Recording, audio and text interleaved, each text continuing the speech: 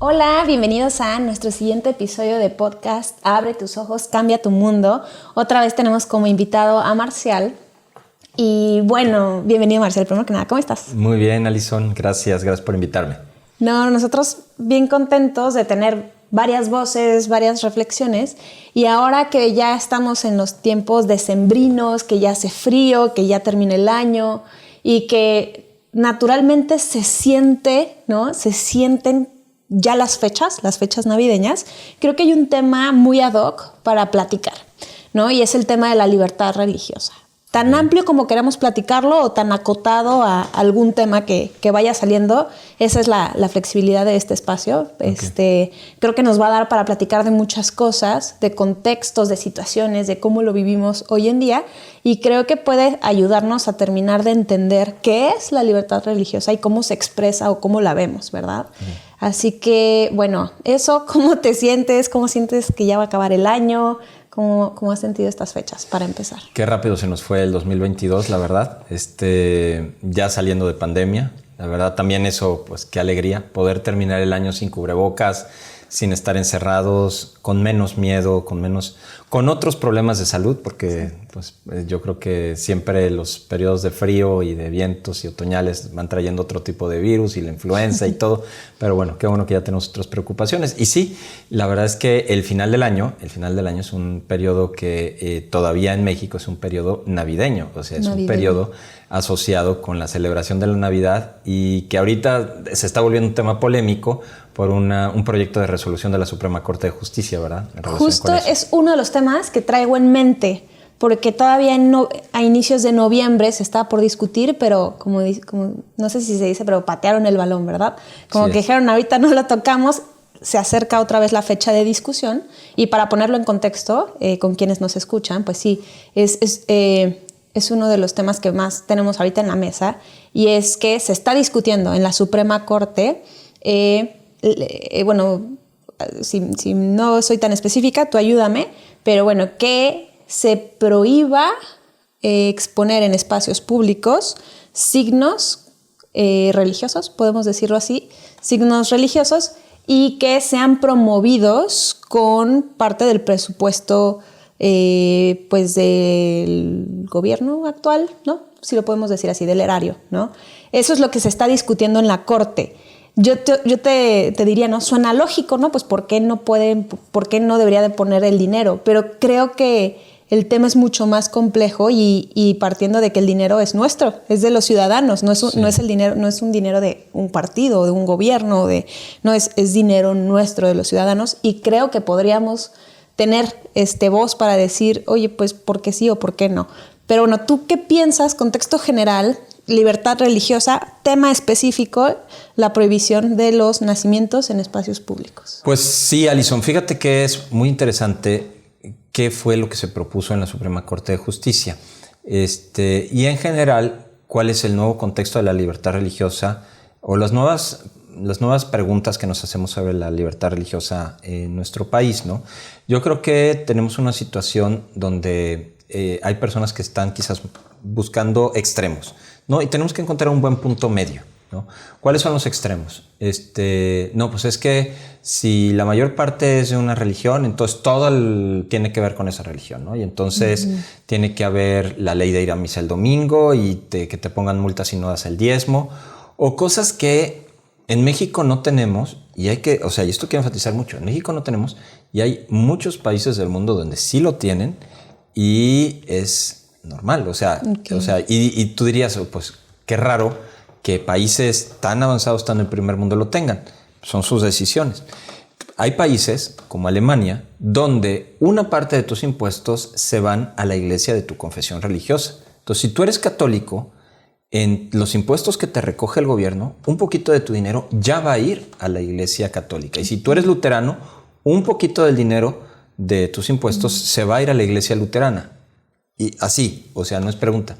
Y en México, pues diríamos, está muy raro. Más bien, si yo quiero ayudar a la iglesia, pues me tienen que pedir el diezmo y yo le doy. Pero ¿por qué el gobierno usa finalmente o pide dinero de impuestos para algo que es religioso? No va contra la separación iglesia-estado y todo.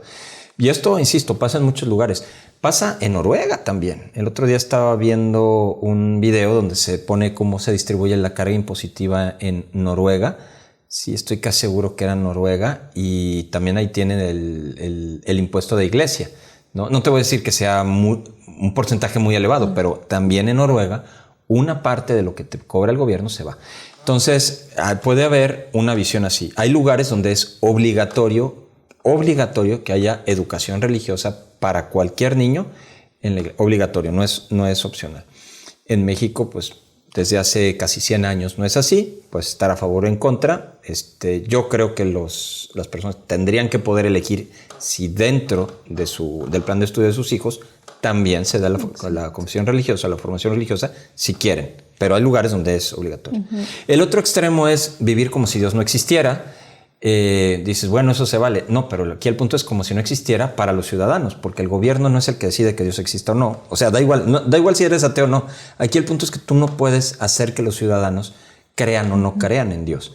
Y este es el punto clave y que nos ayuda a ver el punto medio. ¿Sí? Al final, la trascendencia o la fe es un valor cultural de los ciudadanos. Es algo que forma parte del conjunto de valores por los que un ciudadano se mueve. Entonces, no puede ser el Estado, que además es un conjunto de ciudadanos, el decir, ¿saben qué? Ahora no vamos a hacer como si no tuviéramos nadie religión. Dices, pues no necesariamente, es un valor cultural, es un valor de mí como ciudadano, porque tengo que hacer como si no fuera un valor. En todo caso, lo que no puedo hacer es imponértelo. Exacto. Pero lo que no puedes hacer es como si yo no lo tuviera. Voy a poner otro ejemplo, es como decir, bueno, como no podemos tener los mismos gustos en los colores, vamos a prohibir que la gente tenga colores o vamos a tener un país sin colores. Pues no, si hay colores, a la gente le gusta un color, a la gente le gusta el otro, pero pues, lo que no puedes hacer es ignorar el que existen los colores. Bueno, igual la religión es un valor de los ciudadanos, un valor cultural de los ciudadanos. Lo que se estaba analizando en la Suprema Corte de Justicia es muy interesante porque en un lugar, en un municipio, que además es muy religioso, o sea, la gente es muy, muy contenta de sus tradiciones religiosas, le gusta que se manifieste y todo, una persona que no está de acuerdo con la religión dijo, yo no quiero que se ponga un nacimiento en las oficinas del gobierno municipal, ¿no?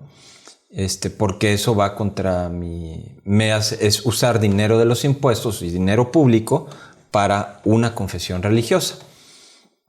Yo no diría, bueno, pues es que está bien. No está bien. No está bien porque entonces lo que está haciendo esa persona es prohibir que se manifieste públicamente un valor cultural de los ciudadanos que es el propio de ese momento del año. Si tú vas a China, pues se celebra el Nuevo Año Chino. Si vas a otros lugares, pues se celebra lo que es propio de... Bueno, en México, que vivimos con cierta tradición cultural asociada a una confesión religiosa, ¿sí? En cierta época del año se manifiesta visiblemente ese valor cultural. No tienes por qué compartirlo. Simplemente es que se manifiesta que eso es lo que están celebrando algunos de los ciudadanos. Y eso, volviendo al punto medio, nos ayuda a vivir en tolerancia. La tolerancia donde sabemos convivir entre distintos, ¿no? Hay que saber convivir entre distintos.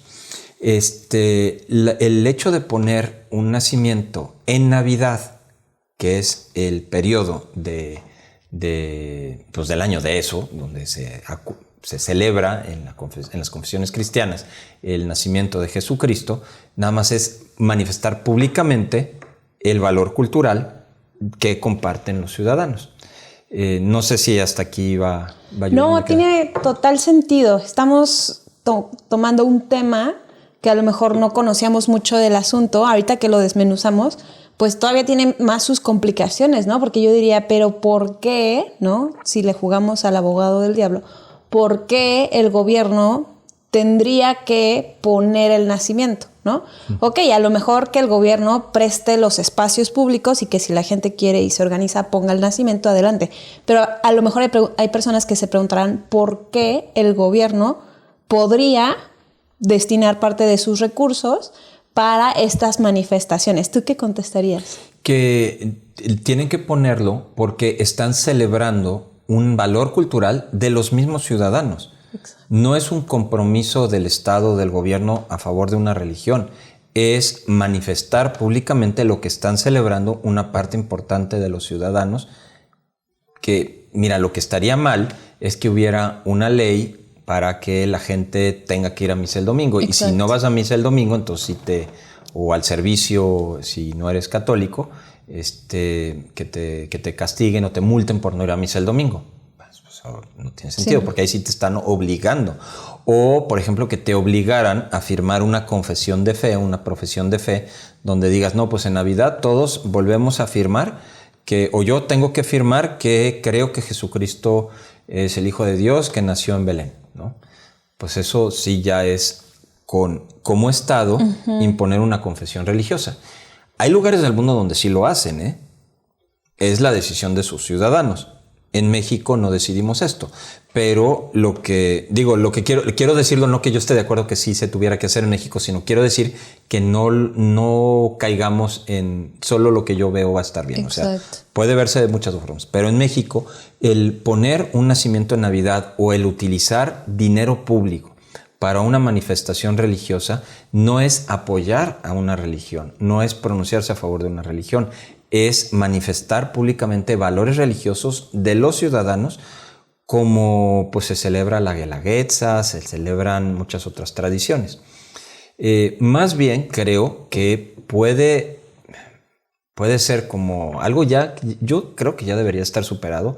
A lo mejor por la edad de los ministros no lo han superado, la verdad, y que no me lo tomen a mal, pero ya superen el anticlericalismo y el rechazo de la religión, que se ponen cosas que son tontas. O sea, la verdad, claro.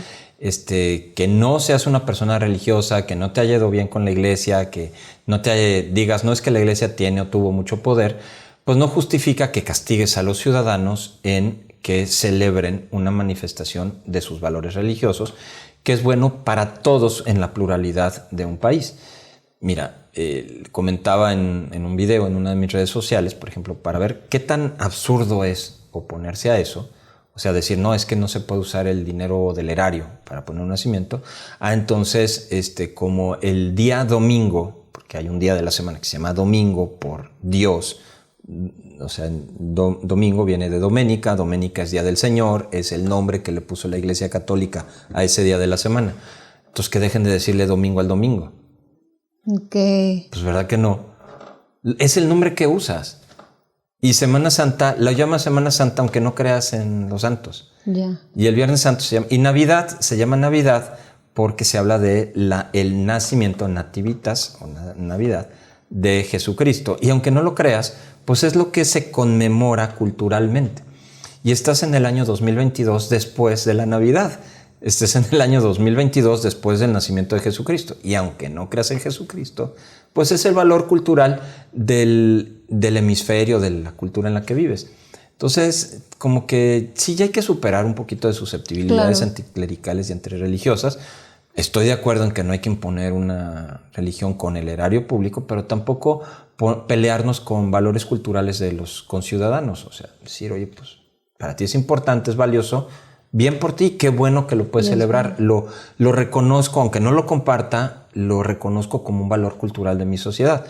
Y además asumir que la mayor parte de los ciudadanos de este país sí compartimos eso y no lo compartimos de una forma que directamente signifique un desprecio o un insulto para nadie. La verdad es que es algo que celebramos, no que señalamos. Es correcto.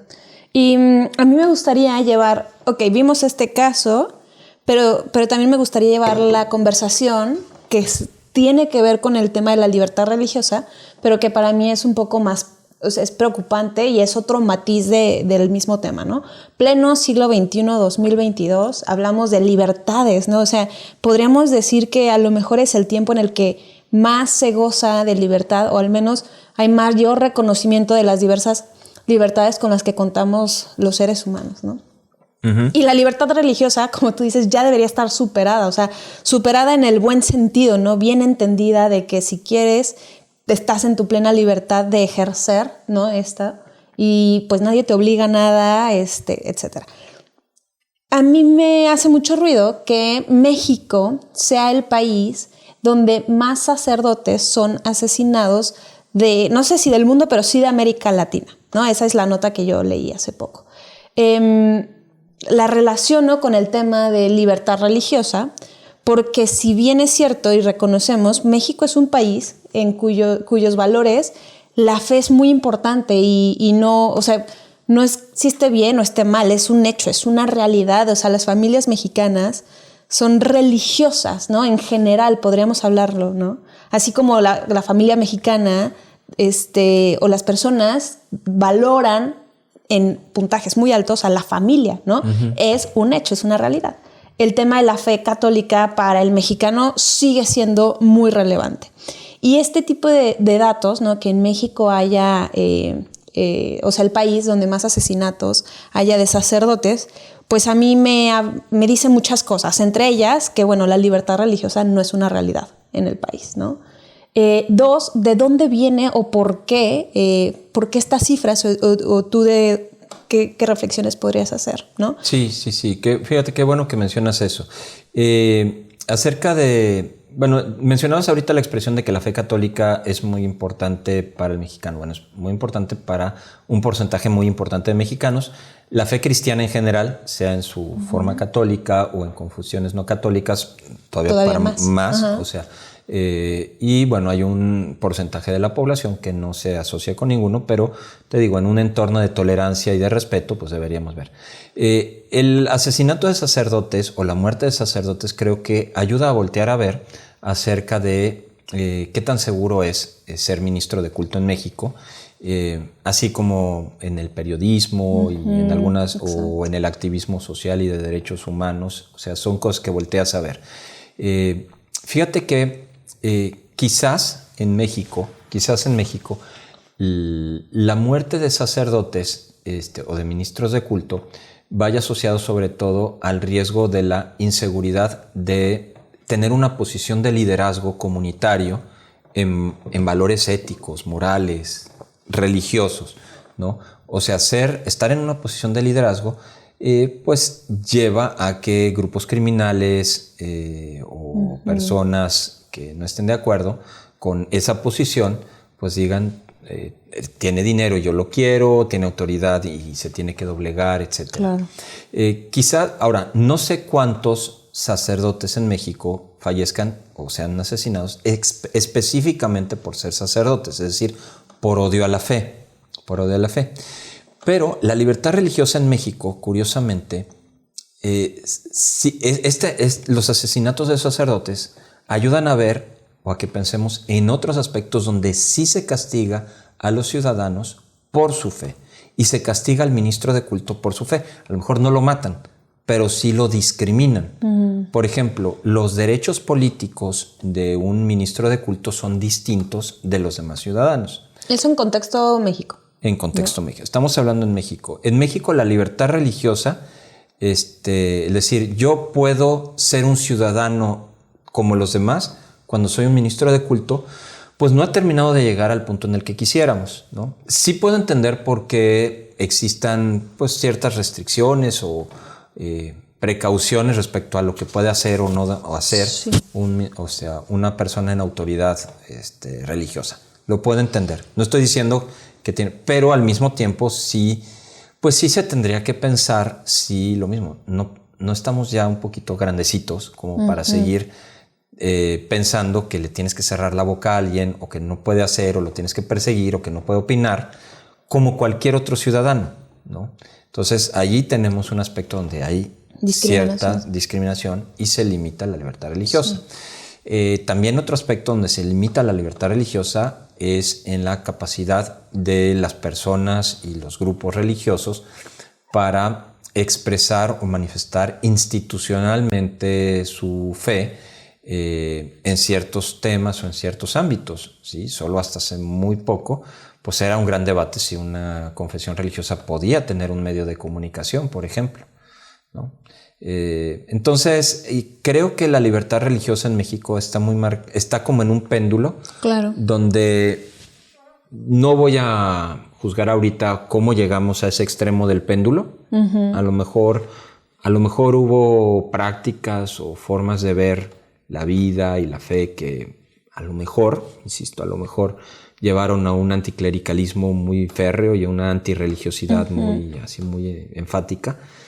Pero pues a lo mejor ya está superado. A lo mejor podemos ya ser más maduros y como sociedad decir, a ver, vamos a ver la religión nuevamente como un valor cultural de los ciudadanos, donde las personas puedan pensar, por tanto tener un conjunto de creencias, hablar, predicar y actuar en lo público y en lo privado de acuerdo con su fe.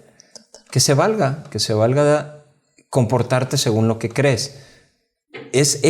Yo creo que ahí tenemos muchas facturas pendientes para la libertad religiosa en México, muchas, ¿no? Son temas sensibles, insisto, por ejemplo, sobre todo lo de la predicación, o sea, el que un ministro de culto en México tiene derechos ciudadanos distintos de los demás ciudadanos. Uh-huh.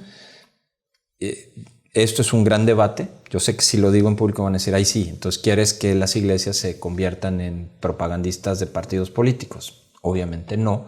Puedo entender que exista esa reflexión, pero al mismo tiempo tampoco puedes hacer que un ministro de culto, por ser ministro de culto, sea ciudadano de segunda, ¿no? Exacto. Con esto que mencionas viene a mi mente un caso que creo que no se ha terminado de resolver, o no recuerdo si ya se resolvió. No voy a poner el caso más genérico más general, pero bueno, en las últimas elecciones algunos sacerdotes le decían a su audiencia, oigan, salgan a votar, uh-huh, ¿no? Y voten por aquellos candidatos que representen sus valores, ¿no? La familia, la fe, la vida, ¿no? Esos sacerdotes, o algunos de esos sacerdotes que dijeron eso, no dijeron vota por tal partido, vota por tal candidato, o vota, ¿no? O sea, fueron muy claros en salgan a votar, es importante la votación y que tu voto refleje tus valores, ¿no? Están pagando factura de sus palabras. Creo que es grave y es porque está estipulado en la ley. O sea, sí creo que la ley limita mucho a estas figuras de autoridad religiosa, incluso sin realmente estar haciendo promoción de algo, ¿no? Así es. Y ese caso que mencionas es interesante porque, como dices tú, los obispos y los sacerdotes que fueron sancionados no estaban invitando a votar o a dejar de votar por un partido candidato. Estaban hablando de cierta congruencia entre creencias y acciones en el momento electoral. Y eso pues es injusto, porque más bien lo que se debe de atender es que las personas puedan manifestar su fe públicamente y ser congruentes con ella. Si tú crees que reflejan pues no sé, lo que va a motivar a un número importante de personas, pues tú modifica tu plataforma política. Digo, no sé que lo que no puedes hacer es castigar a alguien por sus creencias. Exacto. O sea, no puedes castigar a alguien por decirle sé congruente con lo que crees. Sí, no tiene sentido. Y es una muestra más, te digo, como de ahí no es que la ley, o sea, y esto es lo que me venía a la mente. Lo que pasó con ellos no fue que se aplicó la ley, fue que se interpretó la ley de una forma que está muy lejos de lo que dice. O sea, tú puedes interpretar la ley para aplicarla en un caso específico, lo que se dice de forma genérica en la ley. La ley dice cosas generales, bueno, en este caso concreto interpreto. Pero es que estaba muy lejos lo que pasó de lo que dice. Nada que ver. La ley te dice no puedes apoyar a un partido candidato. Y lo que hicieron es vota de acuerdo a tus valores y entre esos valores, pues, por ejemplo, está la vida. No, pues es que está diciendo que no vote por alguien. No, más bien, el que está proponiendo una plataforma política en contra de esos valores, pues tiene que saber, él está asumiendo que si propone esa plataforma política, hay personas que están de acuerdo y hay personas que no están de acuerdo. O sea, se supone que para eso propones una plataforma política, si no estás distorsionando el mismo escenario electoral. Ah, qué interesante. O sea, no es que la ley limite, sino que se interpreta, ¿verdad? Sí, que la ley sí se tiene que, o sea, hay un margen de interpretación, porque la ley da principios generales que se aplican a casos específicos. Exacto. Entonces, es una interpretación para aplicación. Pero es que aquí estaba muy lejos, era una interpretación donde era como si hubiera habido otra ley. Sí. Dice, lo que estás interpretando está tan lejos de lo que dice la ley que es como si hubieras leído una cosa distinta de la que está escrita. Totalmente de acuerdo. Ok, pues Marcial, me gusta platicar de estos temas cuando estamos viviendo expresiones muy concretas de lo que es vivir la fe, ¿no? Así es. Pues bueno, a mí me gustaría concluir y dejar este tema y aprovechando pues para quienes profesan la fe, pues que aprovechen estos tiempos para estar en familia, con amigos. Sí. Para quienes no y quienes se encuentran en estos conflictos, es una invitación a reflexionar, ¿no? A decir, no es imposición, sino que en un sentir y en una expresión cultural de un pueblo es normal, es lógico y es bueno que el gobierno reconozca, ¿no? En espacios públicos los tiempos que se van viviendo, ¿no? ¿Por qué verlo mal? O sea, ¿por qué verlo mal? No está mal. Eso, no sé si tú te llevas alguna reflexión para cerrar. No, eso, que no tengamos miedo de ser ciudadanos también en la expresión cultural de la religión. ¿Sí? Es algo que nos hace maduros como país, maduros como sociedad, capaces de convivir en diferencias. Las personas no creyentes, las personas de otras confesiones, judías, budistas, o cualquier otra, y los ateos también se espera. Una persona que no cree en Dios, al mismo tiempo, pues valora las expresiones culturales. Correcto. De otras, o debería de valorar las expresiones culturales de los demás. Entonces, es decir, forma parte del país en donde cabemos como somos, ¿no? Exacto.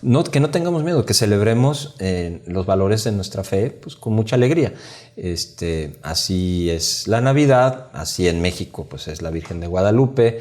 Y como quiera, todos los que están en contra de los nacimientos en espacios públicos o con gasto público, como quiera, el Viernes Santo vas a ver que no trabajan. ¿Verdad? Y en Navidad no van a trabajar. Entonces, sí, yo creo que sí tenemos que, ser un poquito más maduros ya como sociedad y saber superar ese anticlericalismo y esa antirreligiosidad que pues, vienen de otras épocas. Ya pasaron.